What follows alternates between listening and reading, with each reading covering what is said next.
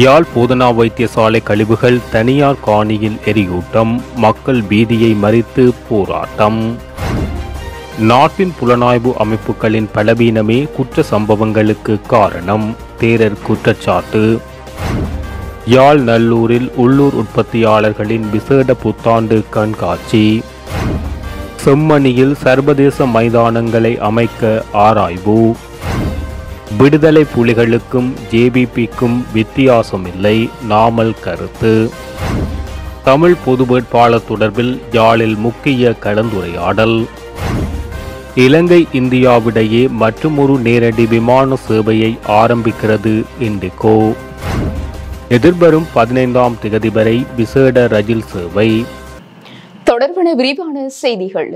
யாழ்ப்பாணம் போதனா வைத்தியசாலையில் மருத்துவ கழிவுகளை அரியாலை பகுதியில் உள்ள தனியார் காணி ஒன்றில் எரியூட்டப்பட்டு வந்த நிலையில் நேற்றைய தினம் வியாழக்கிழமை அப்பகுதி மக்கள் அதற்கு எதிர்ப்பு தெரிவித்து வீதி மறியல் போராட்டத்தில் ஈடுபட்டனர். அரியாலை பகுதியில் உள்ள தனியார் காணிக்குள் மருத்துவ கழிவுகளுக்கு தீ மூட்டப்பட்டுள்ளமையை அயலவர்கள் கண்டறிந்துள்ளனர். அத்துடன் ஏற்கனவே மூடையாக மருத்துவ கழிவுகள் அக்காணிக்குள் கொட்டி பாதி எரிந்த நிலையில் காணப்பட்டுள்ளன.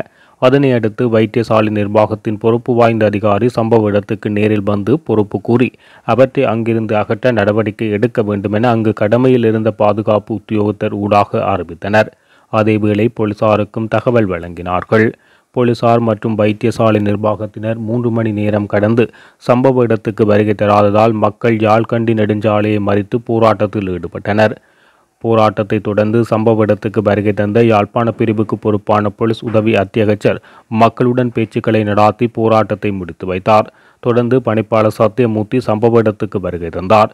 தாம் இவ்விடத்தில் மிக விரைவில் கண் சிகிச்சை நிலையத்தை அமைக்க உள்ளோம், அதற்கான வேலை திட்டங்கள் நடைபெறுகின்றன.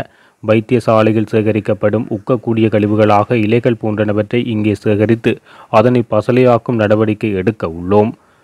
பம்பஸ் இங்கே கொட்டி உலர விட்டு பின்னர் அவற்றை மீள எடுத்து சென்று எரியூட்டி ஊடாக எரிப்போம், இதுவே நடைமுறை என கூறினார். அதனைத் தொடர்ந்து காணிக்குள் எங்கெல்லாம் மருத்துவ கழிவுகள் கொட்டி தீ மூட்டியுள்ளார்கள் என்பதை நாம் உங்களுக்கு காண்பிக்கின்றோம் என மக்கள் பணிப்பாளரை காணிக்குள் அழைத்து சென்ற போது போலீசார் ஊடகவியலாளர்களை காணிக்கு செல்ல அனுமதிக்கவில்லை. நாட்டின் புலனாய்வு அமைப்புகள் மற்றும் பாதுகாப்பு படையினரின் பலவீனமே துப்பாக்கிச்சூடு மற்றும் குற்றச்சம்பவங்களுக்கு காரணம் என மிகிந்தல ரஜமஹா விஹாரையின் பீடாதிபதி வணக்கத்திற்குரிய வல ஹங்குனவே தம்மரத்ன தேரர் தெரிவித்துள்ளார். அனுராதபுரம் பிரதேசத்தில் இடம்பெற்ற ஊடகவியலாளர் சந்திப்பில் கலந்து கொண்டு கருத்து தெரிவிக்கும் போது அவர் இதனை தெரிவித்துள்ளார். அந்த துறைகளை பலப்படுத்தாமல் குற்ற செயல்களை கட்டுப்படுத்துவது சாத்தியமில்லை என அவர் சுட்டிக்காட்டியுள்ளார். யாழ் மாவட்ட உள்ளூர் முயற்சியாளர் சங்கத்தின் ஏற்பாட்டில் தமிழ் சிங்கள புதுவருடத்தை முன்னிட்டு உள்ளூர் உற்பத்திகளை ஊக்குவிக்கும் நோக்கில் உள்ளூர் உற்பத்தி முயற்சியாளர்களின் கண்காட்சியானது நேற்றைய தினம் ஆரம்பமாகிய நிலையில் நாளை வரை தொடர்ந்து காலை 9 மணி தொடக்கம் மாலை 7 மணி வரை யாழ்ப்பாணம் நல்லூர் சங்கிலியன் சிலைக்கரையில் உள்ள கிட்டுப்பூங்காவில் இடம்பெற உள்ளது. யாழ் மாவட்டத்தின் பல்வேறு பிரதேசங்களில் இருந்தும் பங்கேற்றுள்ள சிறுதொழில் முயற்சியாளர்கள் தங்களது உணவு உற்பத்திகள், பனிசார் உற்பத்திகள், காலணிகள், தைத்த ஆடைகள், பெண்களுக்கான கைப்பைகள், பூங்கன்றுகள் என பல்வேறு உற்பத்திகளையும் காட்சிப்படுத்தியுள்ளனர். இக்கண்காட்சியில் பொதுமக்கள் ஆர்வத்துடன் பங்கேற்று பொருட்களை கொள்வனவு செய்து வருகின்றனர். தொழில்துறை திணைக்களம், கைத்தொழில் அபிவிருத்தி சபை, சிறுதொழில் அபிவிருத்தி முயற்சி பிரிவு, விதாதா வள நிலையம் போன்ற திணைக்களங்களோடு சேர்ந்து யாழ் மாவட்ட செயலகம், ஆளுநர் அலுவலகம், யாழ் மாநகர சபையின் பூரண ஒத்துழைப்போடு இக்கண்காட்சி இடம்பெற்று வருகிறது. இதேவேளை வாராந்தம் ஒவ்வொரு ஞாயிற்றுக்கிழமையும் நிரந்தரமாக சங்கிலியன் சிலைக்கு அருகே இந்த கண்காட்சி இடம்பெறவுள்ளமை குறிப்பிடத்தக்கது. யாழ்ப்பாணம் செம்மணி பகுதியில் சர்வதேச தரத்திலான கிரிக்கெட் மற்றும் உதைப்பந்து மைதானங்களை அமைப்பதற்கான ஏது நிலைகள் குறித்து மாவட்ட ஒருங்கிணைப்பு குழு தலைவரும் கடற்றொழில் அமைச்சருமான டக்ளஸ் தேவானந்தா துறைசார் அதிகாரிகளுடன் குறித்த பகுதிக்கு களவிஜயம் மேற்கொண்டு நிலைமைகளை ஆராய்ந்தார். யாழ்ப்பாணத்தை வரவேற்கும் செம்மணி வளைவு பகுதியை அண்டிய நிலப்பரப்பில் சர்வதேச தரத்திலான கிரிக்கெட் மற்றும் உதைப்பந்து மைதானத்தை அமைப்பதற்கான திட்ட முன்மொழிவை நகர அபிவிருத்தி அதிகார சபை முன்வைத்துள்ள நிலையில் அதற்கான அனுமதியை கோரி யாழ் மாவட்ட அபிவிருத்தி குழுவுக்கு திட்ட முன்மொழிவை சமர்ப்பித்துள்ளது. இந்த நிலையில் அமைச்சர் குறித்த பகுதியை நேரில் சென்று பார்வையிட்டார். முன்பதாக குறித்த விடயம் தொடர்பில் யாழ் மாவட்ட ஒருங்கிணைப்பு குழு கூட்டத்தில் பிரஸ்தாபிக்கப்பட்ட போது குறித்த பகுதியில் விவசாய நிலங்கள் மற்றும் மழைநீர் வழிந்தோடும் வழிகள் இருப்பதால் அப்பகுதியில் மைதானங்களை அமைப்பதில் உள்ள சாதக பாதகங்கள் குறித்து ஆராயப்பட வேண்டும் என வலியுறுத்தப்பட்டது.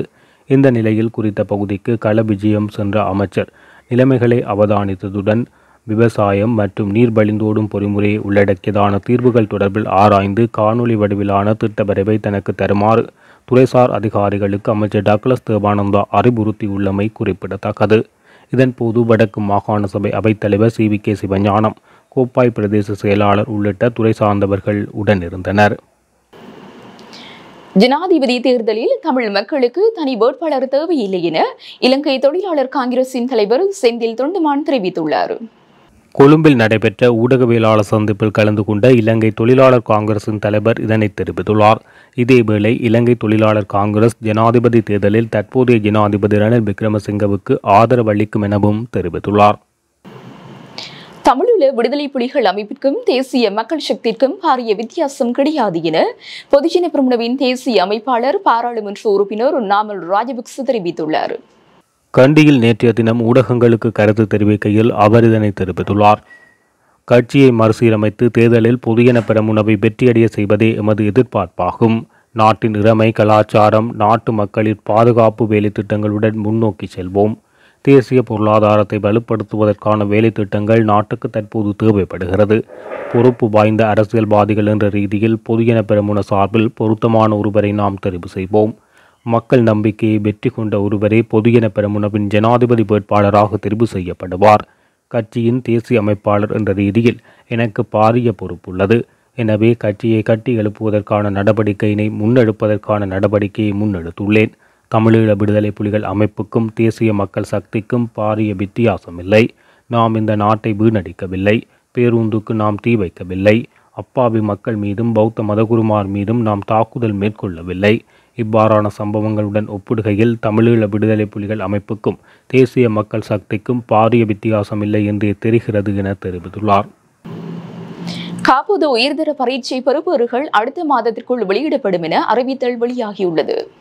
குறித்த தகவலை இலங்கை பரீட்சை திணைக்களம் வெளியிட்டுள்ளது. உயர்தர பரீட்சை கடந்த ஜனவரி மாதம் 4ஆம் தேதி முதல் 30ஆம் தேதி வரை இடம்பெற்றதுடன் 342,883 பரீட்சார்த்திகள் பரீட்சைக்கு தோற்றினர். இந்த நிலையில் பெறுபேறுகள் தொடர்பான ஆவணங்கள் மீள் சரிபார்த்தல் தற்போது ஆரம்பிக்கப்பட்டுள்ளதாக திணைக்களம் தெரிவித்துள்ளது. அத்துடன் விசேட தேவையுடைய பரீட்சார்த்திகளின் விடைத்தாள்களை மதிப்பீடு செய்யும் பணிகளும் தொடரும் என பரீட்சை திணைக்களம் தெரிவித்துள்ளது. இதேவேளை கல்வி பொதுத்தராதர உயர்தர பரீட்சை பெறுபவர்கள் மே மாதம் முதல் வாரத்தில் வெளியிடப்படும் என கல்வி அமைச்சர் சுசில் பிரேமஜேந்த தெரிவித்துள்ளார். தமிழ் பொது வேட்பாளர் தொடர்பான முக்கிய கலந்துரையாடல் ஒன்றைய தினம் யாழ்ப்பாணத்தில் ஒழுங்கு செய்யப்பட்டுள்ளது. எதிர்வரும் ஜனாதிபதி தேர்தலில் தமிழ் வேட்பாளர் ஒருவரை நிறுத்துவது தொடர்பில் தற்பொழுது தமிழ் தேசிய கட்சிகள் மத்தியில் அதிகம் பேசப்பட்டு வருகிறது. இந்த நிலையில் பொது வேட்பாளர் தொடர்பில் கலந்துரையாடி ஒரு பொதுவான முடிவுக்கு வரும் முகமாக அரசியல் கட்சிகளின் பிரதிநிதிகள் மற்றும் சிவில் சமூக பிரதிநிதிகளுக்கு இடையிலான கலந்துரையாடல் ஒன்று இன்றைய தினம் மாலை யாழ்ப்பாணத்தில் அமைந்துள்ள தனியார் விடுதியொன்றில் இடம்பெறவுள்ளது.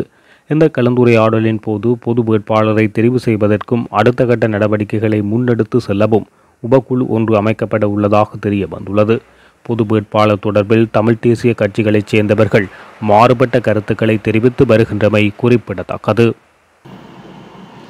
மும்பை கொழும்புக்கிடையே நேரடி விமான சேவைகளை அறிமுகப்படுத்த இண்டிகோ தீர்மானித்துள்ளதாக ஸ்ரீலங்கா விமான சேவைகள் நிறுவனம் அறிவித்துள்ளது. இன்று முதல் இண்டிகோ மும்பை கொழும்புக்கிடையே நேரடி விமான சேவைகளை ஆரம்பிக்க உள்ளதாக தெரிவிக்கப்பட்டுள்ளது.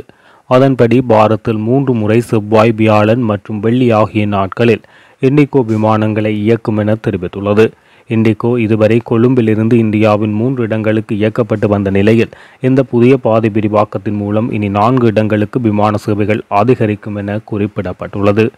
மேலும் இதன் வாயிலாக இலங்கைக்கும் இந்தியாவுக்கும் இடையிலான பயணம், வர்த்தகம் மற்றும் சுற்றுலா வளர்ச்சிக்கு பெரும் பங்களிப்பு வழங்கப்படும் என கூறப்படுகின்றது.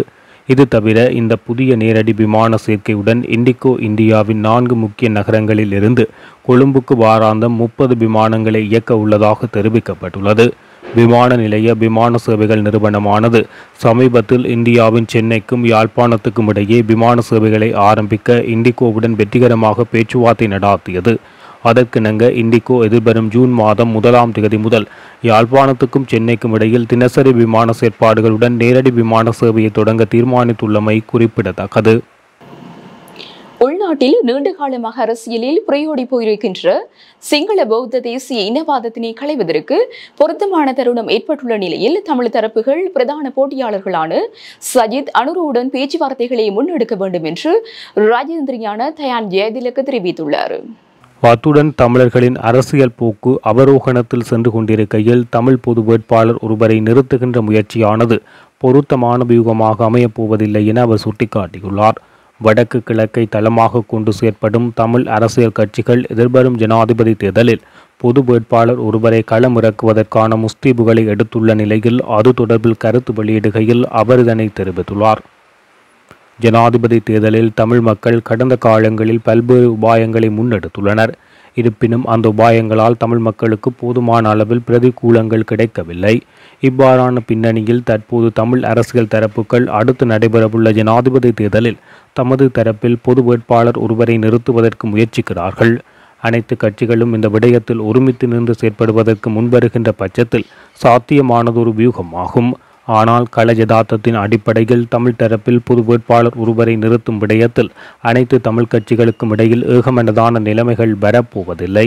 இதன் காரணமாக தமிழ் கட்சிகளுக்கு இடையில் காணப்படுகின்ற உறவுகள் தற்போதைய நிலைமையை விடவும் மோசமானதாகவே அடையப் போகிறது. அவ்விதமான நிலைமையில் நிறுத்தப்படும் தமிழ் வேட்பாளரால் அதிஉச்ச கோரிக்கையான சுயாட்சி உள்ளிட்டவற்றை முன்வைப்பது மிக கடினமானதாக அமையும் என சுட்டிக்காட்டியுள்ளார். மேலும் தென்னிலங்கையில் அடுத்த ஜனாதிபதி தேர்தலில் பிரதான வேட்பாளராக இருக்கப் போகின்றவர்கள் சஜித் பிரேமதாசாவும் அனுரகுமார திசாநாயக்கவுமே. இவர்கள் இனவாதத்துக்கு எதிராக ஒன்று திரண்ட அரகலேவின் சக்தியை அறிந்தவர்கள். ஆகவே அவர்கள் மீண்டும் சிங்கள பௌத்த இனவாத விடயங்களை மையப்படுத்தி அரசியல் செய்வதற்கு விளைய மாட்டார்கள். அவ்விதமான சூழலில் நாட்டில் தற்போது சிங்கள பௌத்த இனவாதத்தினை அரசியலில் இருந்து துடைத்தெறிவதற்கான சூழல் ஏற்பட்டுள்ளது. இந்த சூழலை தமிழ் தரப்பினர் சரியாக பயன்படுத்த வேண்டும். ஆகவே அவர் சஜித் அனுர் ஆகியோருடன் நீண்ட காலமாக காணப்படுகின்ற பிரச்சினைகளுக்கான குறுகிய மற்றும் நீண்டகால தீர்வுகள் சம்பந்தமாக பேச்சுக்களை முன்னெடுத்து தீர்வினை எட்ட வேண்டும் என சுட்டிக்காட்டியுள்ளார். பயணிகளின் அசௌகரியங்களை கருத்தில் கொண்டு மேலதிகமாக 12 ரயில் சேவைகள் முன்னெடுக்கப்பட்டுள்ளன என ரயில்வே திணைக்களத்தின் பிரதி பொது முகாமையாளர் MJ இந்திபோல தெரிவித்துள்ளார். இந்த ரயில் சேவைகளானது இம்மாதம் 15ஆம் தேதி வரையில் முன்னெடுக்கப்படும் என அவர் குறிப்பிட்டுள்ளார்.